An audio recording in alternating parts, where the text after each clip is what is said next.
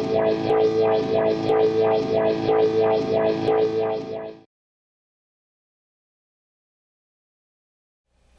what's going on, guys? This video lesson is about arpeggios.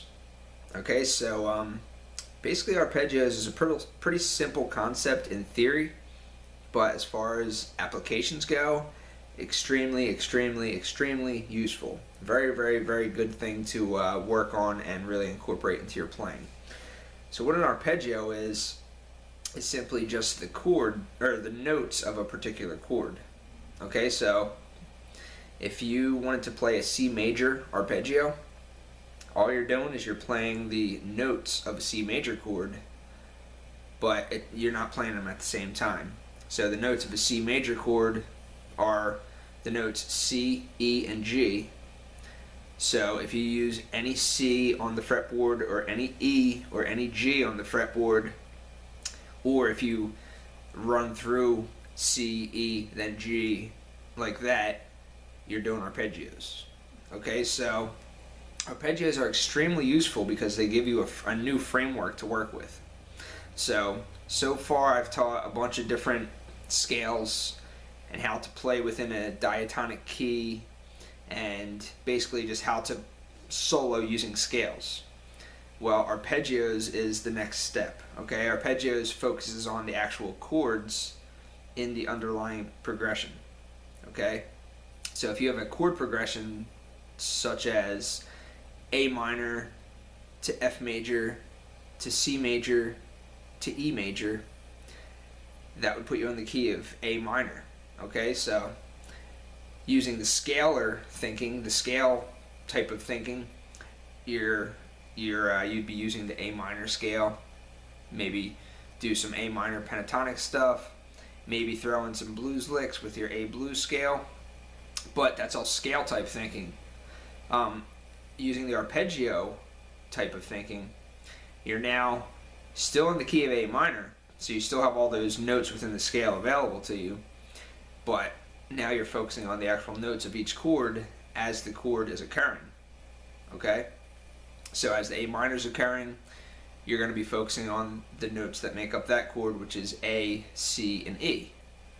And then as the F major is occurring, you're going to be focusing on the F, the A, and the C. As the C major chord is occurring, you're going to be focusing on the C, E, and G. And again, you can play these notes anywhere on the guitar. And then the E major chord is E, G sharp, and B. Okay? So the G sharp is actually out of key of A minor, but typically when you're using progressions in a minor key, the 5 chord is often a major chord. Okay, it sounds good, it works. So with that said, this is basically just a new framework for you to start thinking about. You can think of it as another layer to your playing. So, say you get real good at running your scales, soloing within a key. A lot of time your ears, what you hear, picks up, the chord tones. Okay, so usually even if you're hitting a scalar tone that's within the right key, certain notes tend to sound better than others, and generally those notes that sound better than others are are chord tones. Okay, so you probably already know how to do this, but you may not know that you know how to do this. Okay, you may be using your ear to hear the chord tones within the scales, but what we're going to be doing in this lesson is going to give you a new framework to guarantee that you're landing on chord tones. Okay, so with that said, let me get to the 6 different examples that I have. I have 3 major arpeggio shapes and 3 minor arpeggio shapes.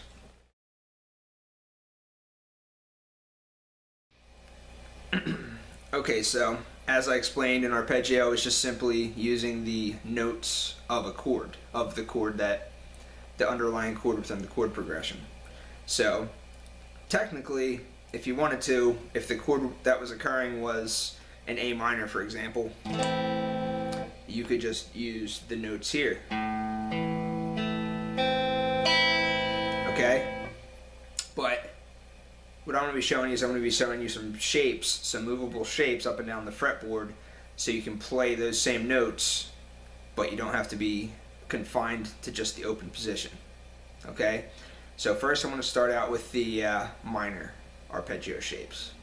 Okay, so your first arpeggio shape looks like this. This is a minor arpeggio shape, and the white dot indicates the root note. Okay, so this is rooted on the A string. So whatever arpeggio you want to do, take your pinky and put it on that note. So since we're using the A minor example, since I've been talking about that, let's put our pinky on the note A. So A is your 12th fret of the A string. So put your pinky on there, and your arpeggio is as follows.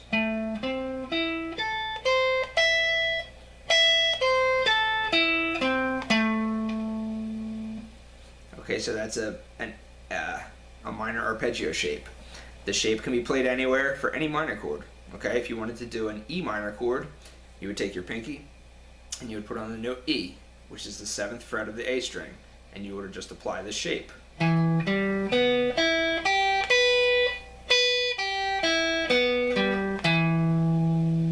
Okay, doesn't matter where you play it, your pinky just goes on the root note. Okay, so your second arpeggio shape is also rooted on the A, but this one you use your first finger to put it on the root. So again, we'll use the A minor arpeggio as our example. So first finger, 12th fret, A string, and you simply just play this pattern.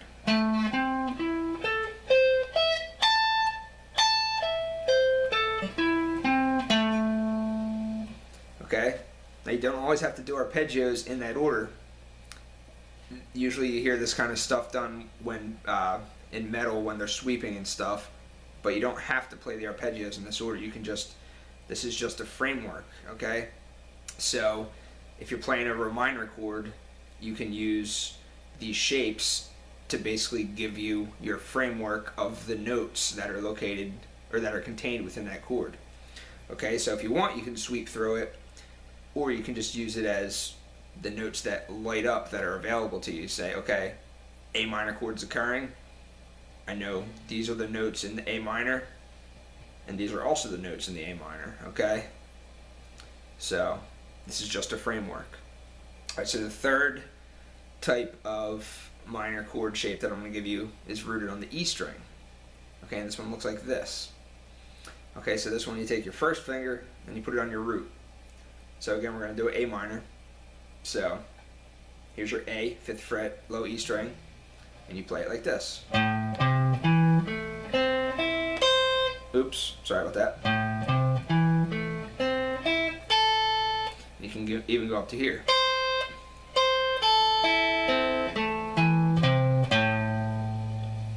Okay, so that's another shape. You know that all those notes are located or contained within the A minor chord.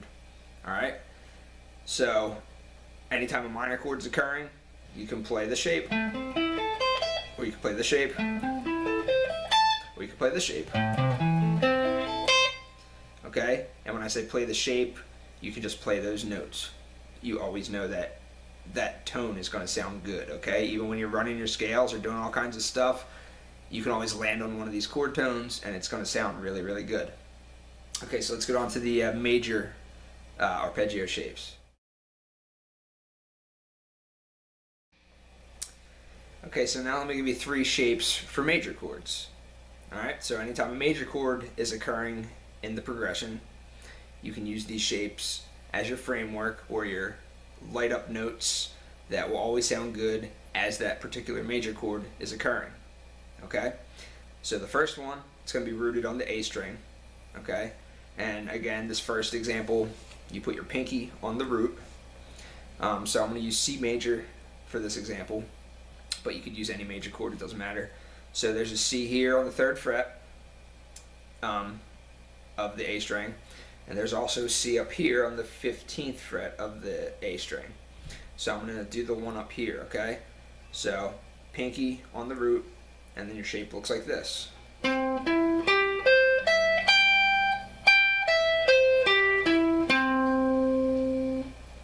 Okay, so those are all the notes of the C major chord, C, E, and G, just played in that particular shape. Okay? So then the second type of major chord is also rooted on the A string, and this one you put your first finger on the root, and so we can try this one again.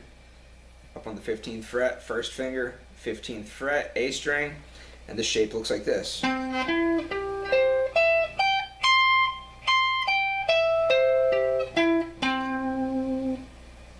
Okay, all C's, E's, and G's can be used over C chord. Alright, so the third shape is going to be rooted on the E string, and you're going to put your first finger on the root. So again, with the C, you have a C here on your 8th fret.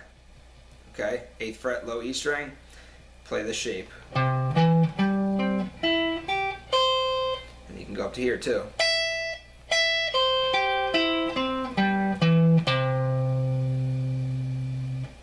Alright, and again, if you want to sweep through these, you can go ahead and do that, or you can just use these as frameworks to make your soloing sound really, really nice. Okay, because when you're playing and you're just playing in scales, it tends to have a certain scalar sound, if that makes sense. But it tends to just sound like you're running up and down scales. But when you start focusing on chord tones, and there's many different ways to do that, but this is just one. But when you start focusing on chord tones, it really, your solos start to really come to life. It really outlines the song, okay? So when you hear those guys that are just making these amazing solos, and you're wondering how they're able to do it, and you're not able to do it, basically what they're doing is they're focusing on chord tones, okay? So this is one way to focus on chord tones. So with that said, let me leave you with a little musical example of how to incorporate arpeggios into your playing.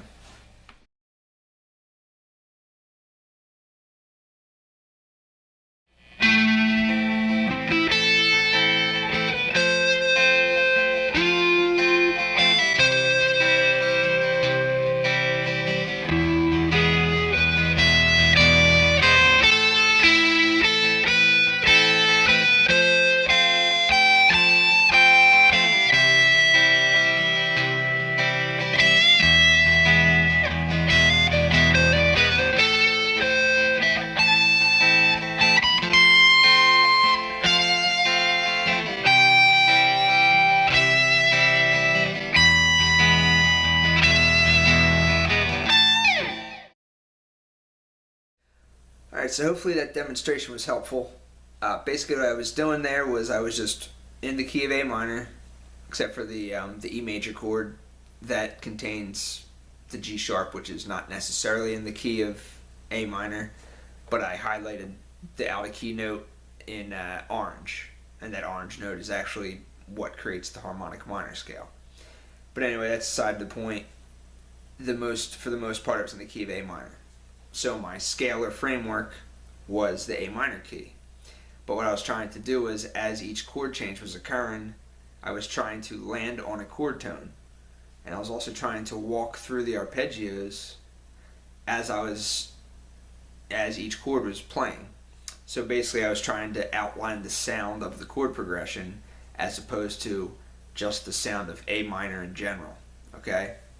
So hopefully it was clear that every time a chord change occurred, if I was always hitting chord tones, and it was making a real pretty, it sounded real nice with the chord. So that's how this stuff works. The scale is your overall framework to work in A minor, but then the chord tones is more specific area to focus on, okay? So you really can play with this stuff in any way you want. You can combine scales, you can do all kinds of stuff, but I'm just trying to give it to you layer by layer, because the whole fretboard is ultimately a big puzzle, but chord tone targeting is one huge part of it that should really be a large part of your focus after you get the basic scales down, okay? So hopefully that was helpful. If you have any questions or comments or suggestions, hit me up. I'll be glad to answer them. Thanks a lot.